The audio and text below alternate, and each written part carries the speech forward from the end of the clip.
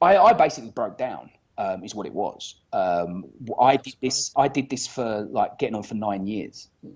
8 years, and it just I basically was having a breakdown. It was causing problems in all my relationships, not just my home relationships, my work relationships, my friend relationships, because I was just completely stressed and completely breaking down and completely trying to keep the business going and making and I by this time I was so involved in everything I couldn't see that I needed to get out of it. Firmer figures knows your money cuts down on strife. Time to trust your future. Firmer figures love your life. You're determined to make a real dent in the world, but been on a bit of a roller coaster in your life and it threatens to derail you. My guest today is someone you need to listen to. He will today give you some great insights into how things can be so much better if you just know where to look. This is me saying that Paul, I find Paul a wonderful blend of strength and determination, but he's got a vulnerable side that he's not afraid to expose. And if it helps others to better themselves, even better. He's a coach, mentor, teacher, author, and speaker, and he's been that for almost 3 decades. He's embraced change and reinvention ever since injury caused the end of his professional football career. A lifelong student first, Paul has coached many thousands of people in health, strength, wellness, mindset, and performance, both face to face and online, building many different businesses along the way. The concept of Paul's teachings aren't that you need to look externally for that one elusive tactic or hack that is going to make all the difference, more that you need to look internally and remove the reasons that you aren't living the life you desire. As a species, Paul says, we have used stories for our protection and survival forever. Unfortunately, most of the stories we listen to subconsciously on a day-to-day basis but don't actually serve us and indeed hinder our progress. Welcome to my super fit, and believe me, he really is, super fit friend, Paul Webb. Hi, Paul. Welcome Hi. to the show. Thanks very much. I hope I can live up to that amazing intro. Oh, I've no It's problem trillion, with mate. that. Thank you so much. Now, the whole point is for you to relax and for the audience, all three of them, to get get to know you a little better. So I'm going to Okay, ask you a few little silly questions. sure. Um, don't have to think too hard, just whatever comes to mind. The first one is, who would you like to play you in a movie if you could choose? Oh, well, I've been told, I'm not going to tell you who by, but that I am the white Eldris Elba. So, Okay. so that'll do for a You start. might be fitter than him, though, don't you I think? I don't know about that, but I'm quite happy with that. I can live with that label. No, no, yeah, I'll be all right with that as well. Yeah. Okay. So, and what type of car are you? An executive saloon, sports car, or a 4x4? Oh, that's a tricky one. Do you know, 4x4? Okay. Yeah. All right. See, very male. Mm. Which famous person do you have a secret, or maybe not so secret, crush on? And it hasn't got to be a romantic crush. Just you're into them, male or female. You don't mind. Mm. Probably secret if it's a I male. have a very unhealthy, well, actually, do you know what? I have a really unhealthy obsession about Death in Paradise. Do you know the Oh, TV yeah, program? yes. Yeah, I am absolutely obsessed with that program. Don't know why, I love it. Okay. So Dwayne from Death in Paradise, I have a big man crush on.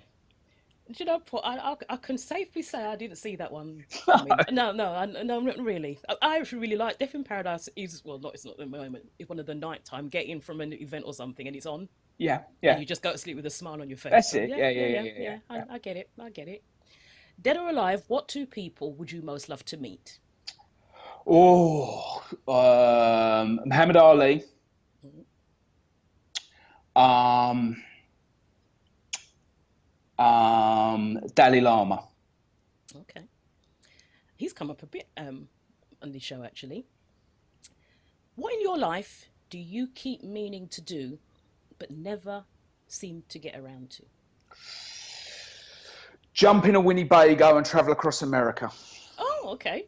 A serious wish. Yeah, that Yeah. I just get a huge RV with all the trimmings, and then I just disappear off the grid for 3 months. Oh, I can imagine. With me, we just be no cooking and no washing. Yeah, I hear you. Yeah. Okay. I get it. All right, and last but not least, not including Richard Branson, Right. who do you most admire in business right now? Oh, that's a tricky one. There are so many different people. Some probably you won't have heard of, some you would have heard of. Let's look at some you would have heard of. Elon Musk. Okay. What do you like about him? I like the fact that he sold PayPal and then invested all that money. He could have sat back for the rest of his life on an island somewhere and not done anything. And he chanced and invested all that money in 2 companies, Tesla and SpaceX. And he left himself so short of cash that he had to borrow money to pay his rent while he built those businesses up. Now, that is someone that isn't afraid to take a chance. That's true entrepreneurial. It is, and you know, I don't know the guy. He may be he may be an awful person, really, but just that about him just tells me volumes about what he wants to try and do, and what he's trying to do with these businesses as well. Okay, so let's go back in time in terms of your business life.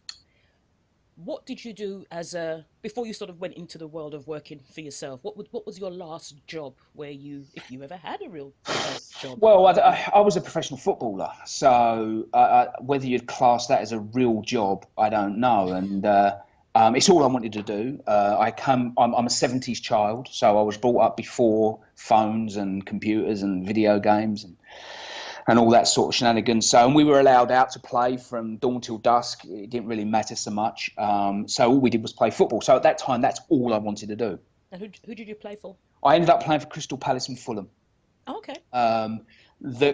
Crystal Palace was the main club, and it was where I got injured.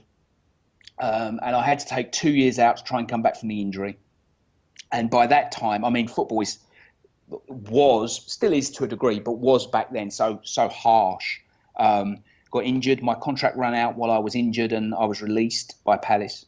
So there was no thank you, goodbye, or anything like that. It was just, we're not renewing your contract. So I got myself as fit as I could, and then I went and did a pre-season with Fulham, played a couple of games for them. But the injury kept flaring up, so that was that. And I kind of find myself, what do I do now? I had no idea what I wanted to do. My whole life had been directed towards the football. I kind of put all my eggs in that basket, and it had been taken away from me effectively. And so I tried a couple of jobs. I did some sales jobs, some marketing jobs that I knew people in those areas, and they'd got me work, and I just didn't gel with me. It was a stirring in me to do something different, and I still felt unfulfilled because I hadn't, I guess, fulfilled my athletic potential. So I wanted to be drawn back to that in some way, shape or form. Now, back then, so we're talking about the late 80s, in football terms, I was a goalkeeper. There weren't specific goalkeeping coaches back then. So that wasn't an option for me. But I loved training. I loved the gym. So I kind of just reinvented myself first of all, as a strength and conditioning coach, because I was obsessed with strength. I loved all the Olympics with the weightlifting. I loved World's Strongest Man. My cousin at the time was British powerlifting champion. So I was obsessed with strength. And I knew that America was where I had to be at. There were no real strength gyms in the UK. There were no strength coaches in the UK. So America it was. I went to learn how to, teach people how to become stronger and more explosive in relation to their sport. And, when I came back to the UK and tried to set up a business, there just was no takers for it. No one wanted to do it. So I learned very quickly that if I wanted to earn money, I had to do something else. So I just set up personal training systems and facilities to be able to train people for all sorts of reasons. Now, back then, it wasn't really so much you were training them for fat loss. That didn't really come around till later. But most people wanted to move a little bit better, feel a little bit better, build a little bit of muscle and that kind of thing. And that's how I started. I just started very, very slowly and kind of fell into it more than anything else. It's interesting, actually, because I can't remember when fat loss was never a big deal. Isn't that really weird to imagine that there was a time it wasn't the most important reason for people to train? Well, people never came to the gym specifically to lose fat. People came to the gym to get fitter. people came to the gym to build muscle, and to get stronger. Was it all very male then? It was more male than female, especially on the strength side. It's changing a lot now, a lot. It's really shifting, but predominantly it was male. People didn't go to the gym as a hobby. People didn't go to the gym as a habit. People used to go to the gym for a specific reason. I'm a bit slim, I want to build some muscle, I go to the gym.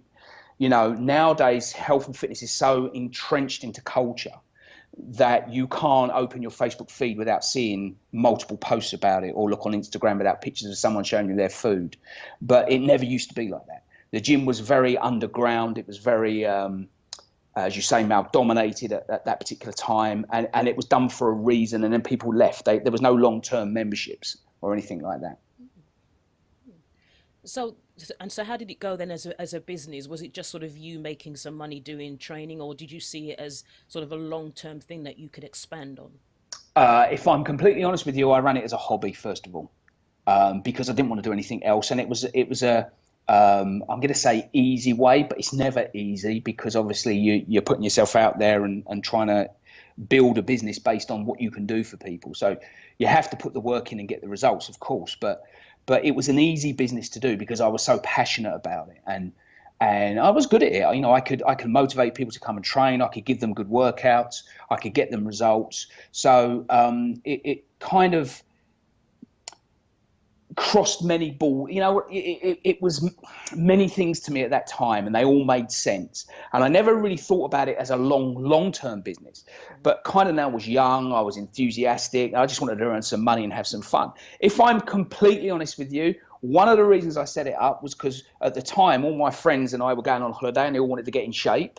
So we got them all in the gym and away we went. And that's how it kind of built, really. That was the impetus to really get going. It's funny actually, because I wrote a little line in, I'm doing my next book at the moment, I wrote a little line in there, saying, give the real reason why you want to sort your money out and blah, blah, blah. Yeah. The real reason, not the reason you tell people. Yeah. For example, the main reason I was known at most young men going to the gym is not to get fit, it's to get girls. Yeah. And that was it. So as you say that, I remember thinking that's exactly what it is, the real reason. But that's not the reason they tell you. Yeah, no, clients never usually give you the real reasons, first of all. There's a process of unraveling the onion, so to speak, peeling back the layers and getting to the real reason that people want to do things. And I'm sure that at some point in the next few minutes we'll cover that. But definitely the real reason was just to get in shape so we impressed the girls on, when we were away. That was it. And I thought to myself, I really enjoy this. I really like this. I can do something with this. So how did the business evolve? I mean, around the time I first met you or knew of you, the business was sort of, in my mind, tell me differently, it had arrived. It was the thing that you had envisaged, and it was going. So to give us the story of from basically a hobby to creating what was a proper business. Well, the hobby kept me going for a long time. It enabled me to earn money, and when you're young you don't need a lot of money. I was living with my dad at the time, so expenses were quite low, and I was able to just train the people I wanted to train, earn the money I wanted to earn, and then do the things I wanted to do. And there come a point, and I have to give my wife credit for this, because when I met her years ago, she had health concerns, and her health concerns meant, as the doctor had told her, that she wouldn't be able to have children. And so as our relationship became more serious, she said to me, look, I need to tell you that, blah, blah, I can't have children, and I just want you to know if that's a problem, then I understand. And I was like, that's not a problem. Tell me what the issue is. And she told me what the issue is, and I said to her, that's a hormonal issue. It's just an imbalance in your endocrine system. We can make that better. I'm not saying you'll be able to have kids, but we can certainly make you feel better. We can certainly get you sleeping better. We can certainly get your hair thicker and more luscious and your skin better and that kind of thing. And it's quite simple. Don't confuse simple with easy, though, because whenever we try and do something and there's a process, it's about that consistency of doing the thing every day. Right? So it may be simple when you look at it, but in actuality, the doing of it becomes difficult. So I said to Lee, you have to do this on a day-to-day basis. This isn't something you just do and then you do it for a week and then it's fine. This is a lifelong thing. So Lee's put these steps into place. We had to change it a little bit because obviously the human body's quite funny about certain things, and there are always surprises that are thrown up. But, you know, in a 6 months or so, we were starting to get some really good results. She felt better. She was sleeping better. Her menstrual cycle got better and more regular, and she'd never had a regular cycle. So all these hormonal things started to work that much better. And then she fell pregnant. Wow. Yeah, which is what the doctor said, effectively, words to that effect. And we actually ended up having 2 children. And it really was just that thing of making sure that you get healthy. If you give the body the raw materials to get healthy, the body will get healthy. It knows what it's got to do. It's had eons to work it out, right? So just give it the raw materials, and that's all we did. So Lisa said to me 15, 20 years ago, you've got to do this properly. This is really, really important, and you've got to, rather than play at this and do it when you feel like it, you've really got to do this as a full-time thing. So, I think, oh God, 15 years ago or so, I set up the first proper gym and run the first proper business as a business rather than a hobby, and then it went on from there, and then obviously it evolved as we went until I sold it about 3 years ago. I remember, because you weren't far from me either. I remember thinking, I must pop down there one day, but it was about the point in my life when going to the gym was like, because I used to live in gyms, love them, and then what is it, seasons of life. Of course. Seasons of life, I think, is what it is. But yeah, I could well do to be back in one. I cannot tell a lie. So you've set up the gym and it's doing its thing. What happens next in your journey? Well, I set up the business as a small training business. So I had an off high street unit, effectively a shop, and I set up the business in there as a one-to-one training studio. So it was a personal training studio. It was the only personal training studio in the area. I did the usual, leafleted the area. This was even prior to Facebook starting, really. So it was before social media, really. So it was all done the old-fashioned way with direct marketing and mailing the local area and having an open house kind of thing where people could come in and see the studio and speak to me. And I managed to build up a reasonable sized business doing it that way. But it got to a point very quickly in about 2.5 years of doing that where I was just so busy. And I couldn't get any more people in because it was one-to-one training. So people were paying me a fixed rate to come in and work with me for an hour. Now, I did things like the usual kind of fitness things where you do a block booking. So you pay for 10, you get 2 extra or whatever, to secure a bit more, guaranteed funds. And then I played a little bit with other kind of ways of charging. So I ran a membership for it, but it was too small for that really. And then I started doing semi-private where I'd have 2 people at once who may or may not know one another, but obviously the hourly rate went down a little bit from their perspective, but it meant I earned a little bit more and it meant I could get more people in. So I tried various things, but it became apparent very quickly that we'd outgrown the place. And then we got married, and on our wedding day, my phone pinged, and it was a guy I knew that was a landlord and had a shop, a double-fronted shop on the high street, and it had just become available. And he knew I was looking at getting somewhere bigger, so he said, "Do you want to come and have a look?" And I remember it because it was on our wedding day. It was just crazy. So we went. The phone was on your wedding day, Paul. Well, before I got married, yeah. I mean, I'm going to say it was in my 20s. I got married, and I stopped the ceremony and just said, for the ladies, ladies, take this call. Yeah, I needed to get that one out there. Just saying. I had said I do before I took the call. You're all right. Oh, it's a good thing, I think. Anyway, carry on. So we did all the wedding stuff, and then a week or so later, we went and had a look at this place, and it was massive. It was huge. And we kind of just, we'll go for it, and we'll try and build the business here. And that was like the second evolution of the business. And that it was an exciting 7-8 years we were there. Lots and downs, some mistakes I made at the beginning, but some things I got very right. Yeah. So how did you deal with the 1-to-1 or 1-to-2? How did you manage to ever extract yourself out of being the person doing it? Or how did you overcome that? That's a really, really good question, because no, I didn't is the answer in the long term. There were times when I tried desperately to, but I always found myself pulled back into it. So what I tried to do, you see, I made a. I'm going to be completely honest with you and transparent here. Okay, I made a couple of calamitous mistakes at the start of building that bigger business. Okay, there are three mistakes I made really. One was that I thought I could do it myself, right? That I could build the business from the ground up myself, not having built that bigger business before, which involved staffing and all sorts of stuff. So rather than bring in someone that had experience with that and pay them to put that in place, and then to put systems in place so that when we grew, the systems would work and I wouldn't have to do it, I didn't do that. Because I thought, there were a couple of reasons. One, because I was egotistical enough to think that I knew best. And two was because we had to rebuild the shop quite significantly, because there were damp issues in the basement, and it was leeching money. I can't tell you how much it cost. It was ridiculous. So I was trying to save as much money as I could, just so we had some money to pay bills whilst this build was going on. The build also took a lot longer than I was told, which I wasn't happy with. But so that was one real big mistake. The other one I alluded to was that I didn't put systems in place at the start.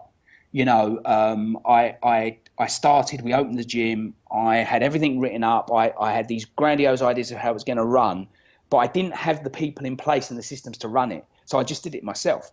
Now, at that time, I was keen, I was enthusiastic, it was new, I was in there 16 hours a day doing it all and loving it. After a couple of years of that, it got to a point where I was like, this can't go on. It really can't. But the problem there was that everyone that was in the gym and involved in it had got used to me being the delivery mechanism. So, for instance, if I hired coaches to deliver the training programs, the clients wanted me to train them. They wanted me to write the programs. They wanted me to look at them nutritionally. They wanted me to do their hormonal stuff. So I was getting pulled back every time I tried to extract myself, simply because I made a couple of mistakes right at the beginning, that if I'd have addressed at the beginning and taken advice rather than trying to say, no, I know what I'm doing, it's fine, I've already built a business, which when you look back was a completely different business, to be fair. This was a proper business, and it needed to be treated as such. And I caught, again, it was kind of me treating it like, I know what I'm doing, I can do this, I'm intelligent, and it just, in the end, it became too much. So you eventually sold it. What was the preceding reason, or the main reason, I should say? Well, there were a couple of reasons. One, I had a knee injury that I mean, I basically broke down. I basically broke down, is what it was. I did this for like getting on for 9 years, 8 years, and I basically was having a breakdown. It was causing problems in all my relationships, not just my home relationships, my work relationships, my friend relationships, because I was just completely stressed and completely breaking down and completely trying to keep the business going and making. And I, by this time, I was so involved in everything, I couldn't see that I needed to get out of it. I would, if clients needed to be called back, rather than the staff I had paid to call them back, I would do it myself. Rather than put the Facebook pictures on Facebook that were taken, I would take the pictures and put them on Facebook. So I got myself really involved in everything, and thought that if I stopped, it would just completely come crashing down. And as a result, I came crashing down. And I had a partial rupture of my MCL in my knee. I needed 3 operations, because after the first 2, I went straight back to work. I was in work within 3 days.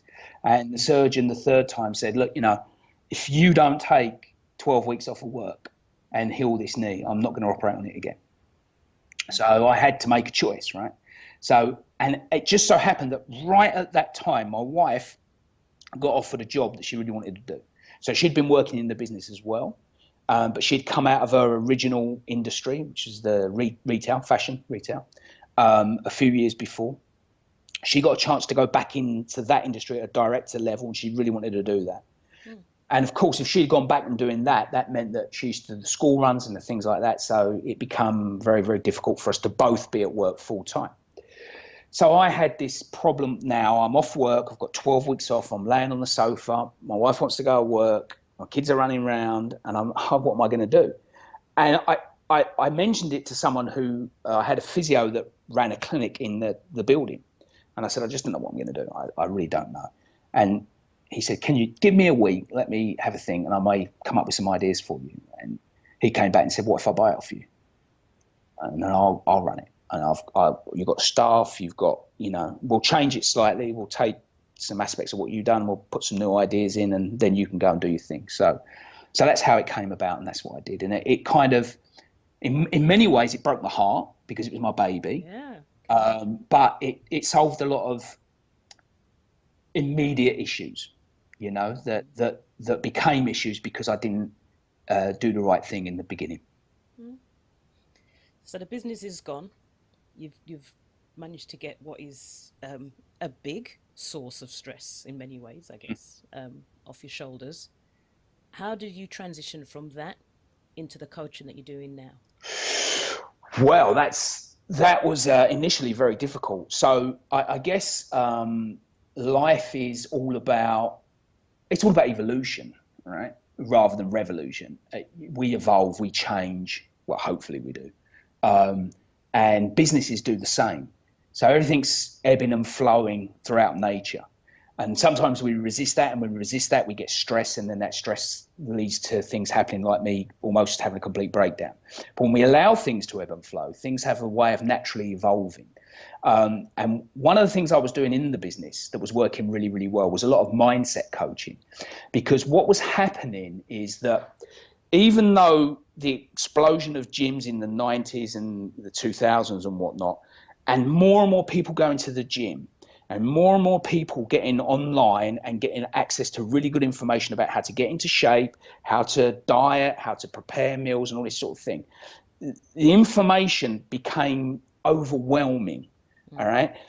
Yet people were coming into the gym more overweight, more dysfunctional than I'd ever seen them in the past. So there was a gap, all right? There was a gap between what they had access to and what they were doing. And in between that was this discourse. And so I thought, that's where I need to be. If I'm going to get results and continue to get results for these people, I have to narrow that gap. And the way we do that is through mindset coaching. It's not an information issue. It's an application issue.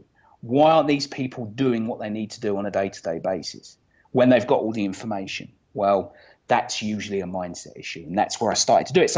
So even before the gym went, I was involved in that kind of coaching. So after I'd done all my rehab, now my rehab took 8 months in the end to get the knee, from operation to when I was able to fully run and jump and lift and twist and all that kind of stuff and not have any pain or swelling. It took about 8 months. So I just started, people were approaching me, can we talk? Can we do this? And I just started talking to people, very much like we're doing now.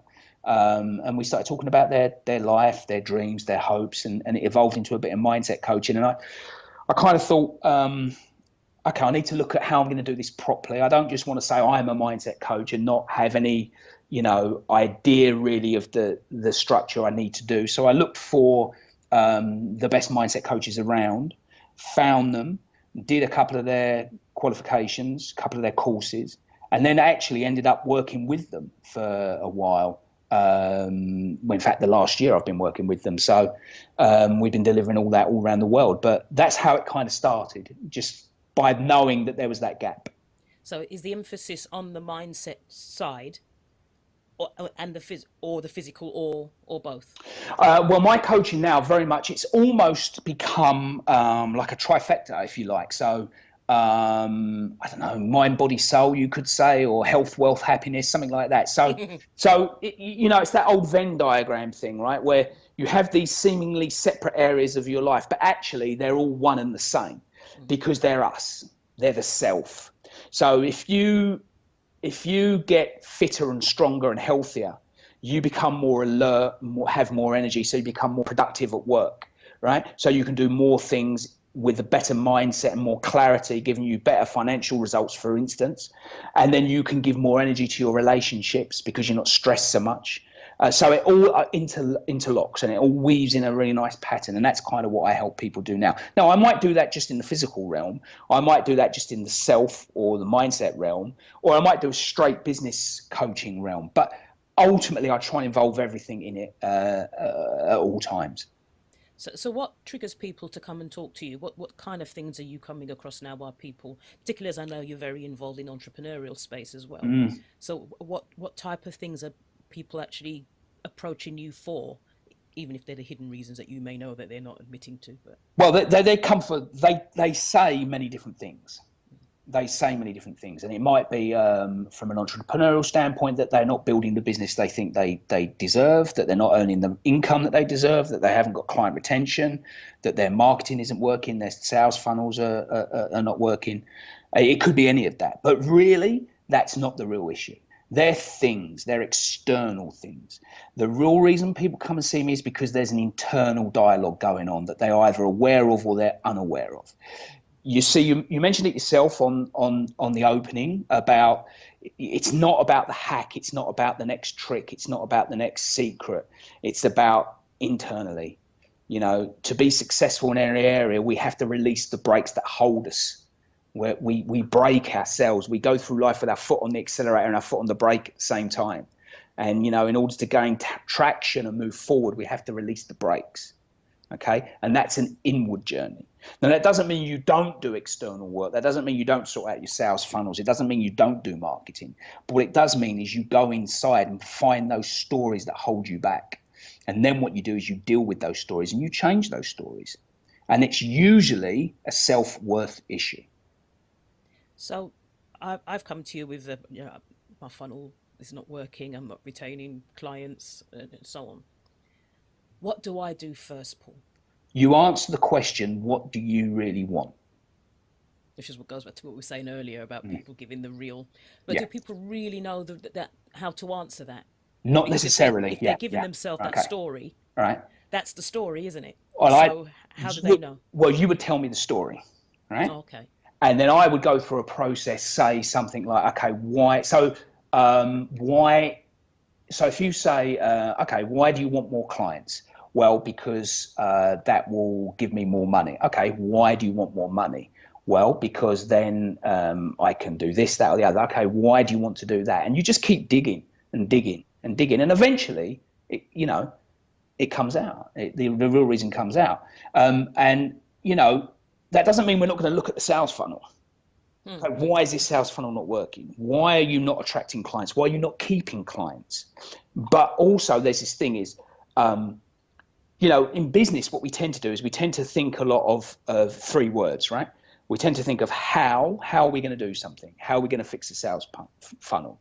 We tend to think of why we need a sales funnel, okay? And then we tend to think of who we are and who goes in the sales funnel. Well, that's the wrong way around, right? The first thing we need to think of is who. Who are you? Okay, who are you really, right? And then why? Why do you do what you do? And why do you want to do that? Who's it going to affect? Why is it going to affect them? And then the how do we fix the sales funnel, comes at the end. Because if you're transparent, if you're authentic, if you drop the mask that hides the real you, then people get to resonate with the real you and they're attracted to you. So the sales funnel doesn't become such an important thing because you have conversations with people at a real authentic level. And that's really powerful. And that's when you make a real difference in people's lives, and that's when you build a real business. It's funny you say it, because it took me a while to learn that, not even just about myself. I knew that about myself anyway, hence why I do what I do, but I never talked about it, but I was always very aware. And then it struck me that I'm not the only one. So money is such a tangible thing, but everything around it are the intangibles. And once you get those, I have customers who turn around and say, I can't afford to do this anymore, I need to throw that out. And even though they're probably making 6-7 figures, but we need to cut back here and cut back there. And I'll be thinking, oh, maybe that's me. And I'll be like, no, not you. Because we need the answers to the questions that basically people will say things to me, because when you see someone's financial situation, good or bad, there are no secrets left. But you might as well tell me it all. Yeah, So, of course. and a lot of it links to personal as well. So I'm doing a program at the moment called Publicly Rich, Privately Poor. And it just fascinated me. And I realized actually it's the same story I had over and over again, the same story you told earlier, the things we never talk about because we're embarrassed to say it and so on. So we come with the external. Well, I just want to make more money. But why is it? And I've had answers like, well, because I'm tired of people thinking I'm never going to make it and I'm going to show them. Yeah. And it's hard to say that out loud.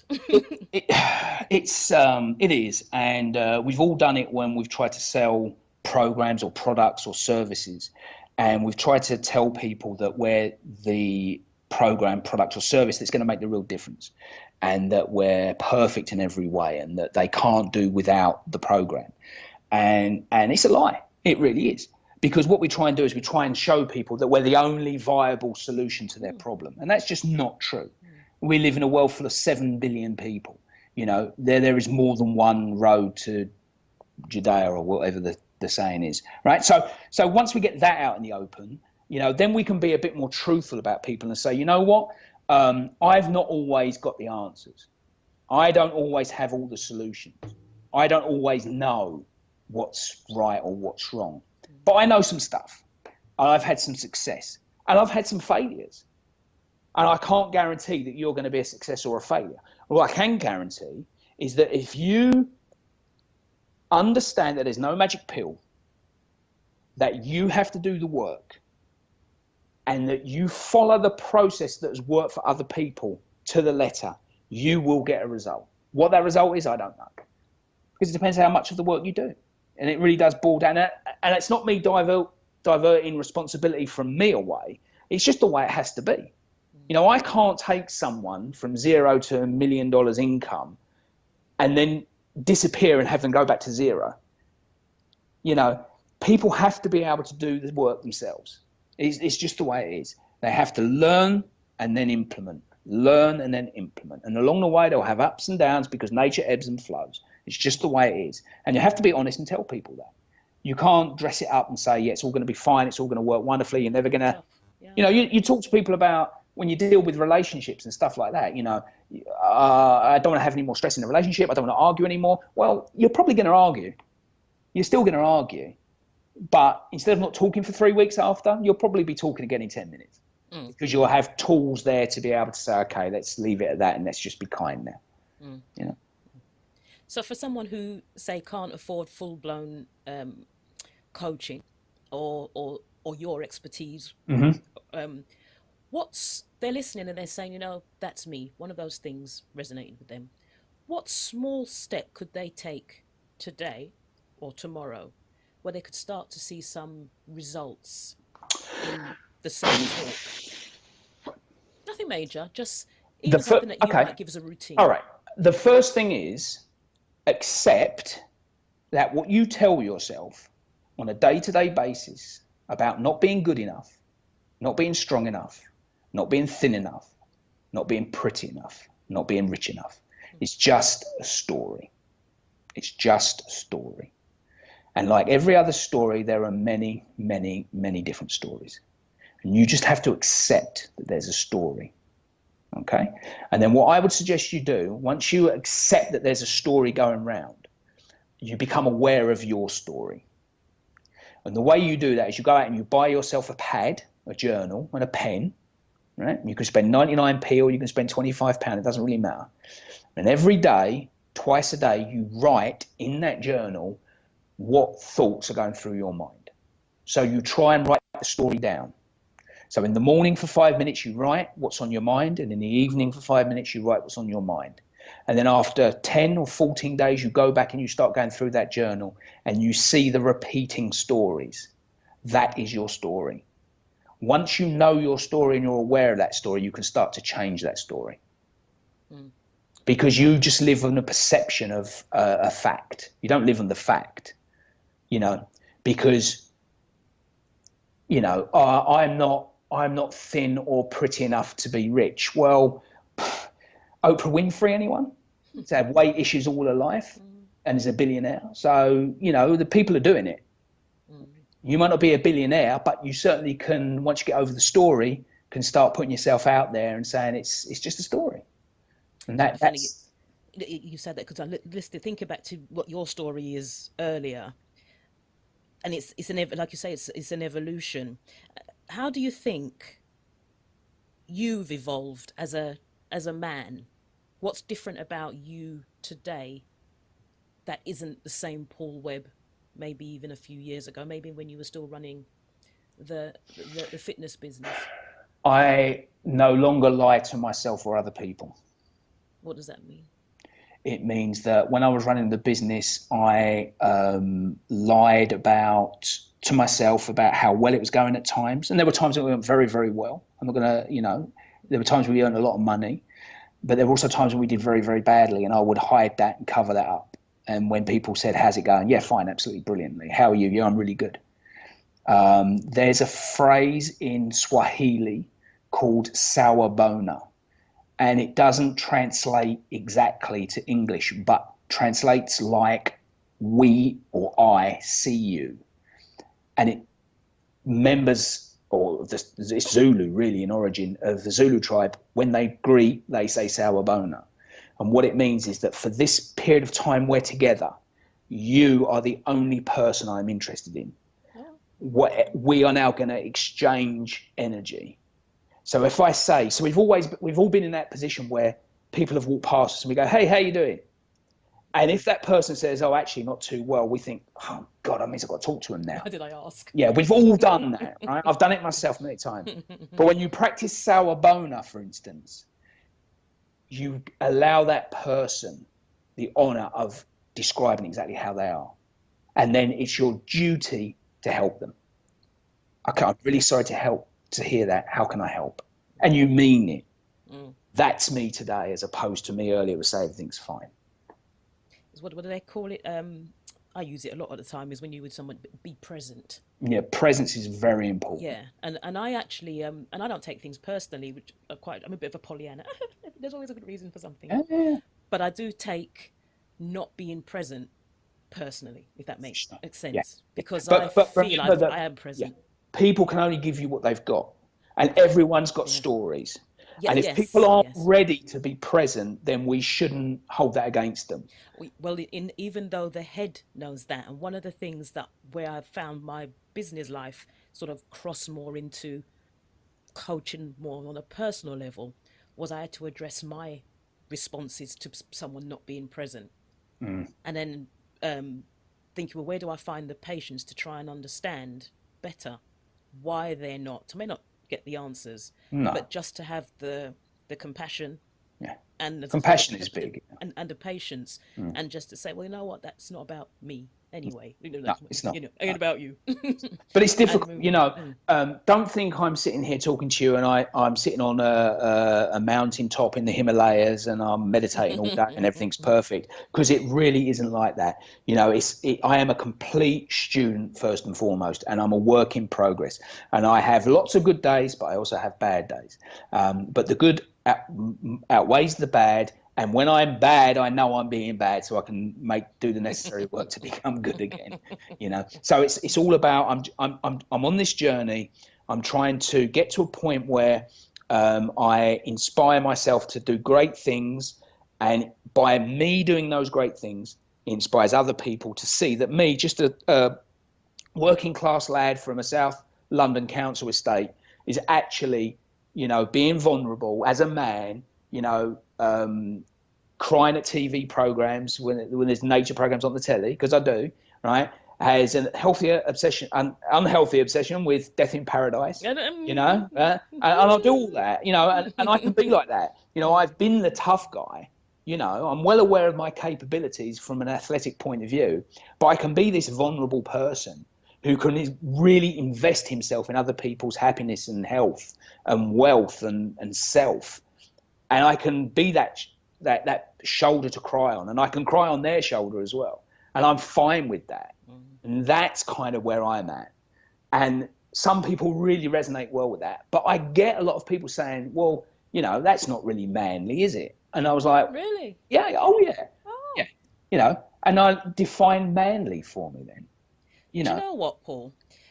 You just remind me, I was having this conversation with the other half, and we were talking about in the first James Bond film with Daniel Craig, the Casino Royale one, and there's a scene where he literally, kills some bad guys bare hands, and the woman Vesper, so watches him literally, I can't remember now, throws a man over a staircase, kills him with, cracks his neck with his fingers and whatever. Yeah. And then in the next scene, she's crying in the shower, and he goes and sits in there and puts his jacket around her and puts his arms around her. And the contrast from the scene before to that was one of the most sexy things. Yeah.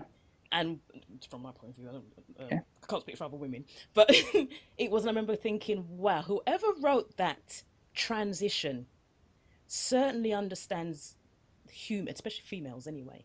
Because there's this tough guy who you can see do all of that, and it's mercenary. And yet at the same time, that gentleness. And I thought that was so well written. I know it's James Bond, and it's not Shakespeare or anything, but it goes to show that people that write these things have to understand the psychology of the people that they're writing for. Absolutely. Because those things do resonate. So I would listen to them anyway, Paul. Yeah. You carry on crying at detective programs and nature shows are cool. It's David Attenborough. It gets me every time. I know. Yeah. My eyes out. I'll tell you what my one, but mine's common. Little House on the Prairie, and they do reruns on a thingy. But I cried at the happy bits. Do you know when this is, I talk about being vulnerable. When David Tennant stopped being Doctor Who and into Smith, I bawled my eyes out. My wife was like, "What are you doing? I don't need to go." Okay, David. I must admit, after the replacement weren't much cop, so He's a good Doctor Who. Let's be honest. Yeah. Okay, then yeah, David Tennant would be very pleased to hear that. I'm sure. So, well, I know we're taking up quite a bit of your time, but it's really been quite wonderful speaking to you. So, what is it you're looking forward to doing in the future, whether inside your business or outside? What have you got planned that's going to make a big difference in either in your career or in the career of others, or just at all? I have 4 children, and I just want to leave them a legacy in which they say, my dad made a difference. Yeah. That's all. Yeah. That's not all, though. That's huge. Yeah. Yeah. That's big. Yeah, that's huge. Yeah. And for them to know that it's not that difficult to do, and then to go out and leave their own legacy. That's all. Yeah. And now's the time, because it's much easier for us to show them the way down than it ever was for our parents. So no, great stuff. Paul, my favourite sign off is been emotional. Thank you so much. It's a pleasure. I've really enjoyed it so much. I look forward to in the next stretch of your journey, maybe have you back and tell us what's been happening then. And this absolutely. time, what I might do is pin you down, do a bit of a session for us. I can show you some stuff. Don't you worry about that, Julia. No worries. Thank you very much. Thank you ever so much. Firmer figures knows your money, cuts down on strife. Time to trust your future. Firmer figures, love your life.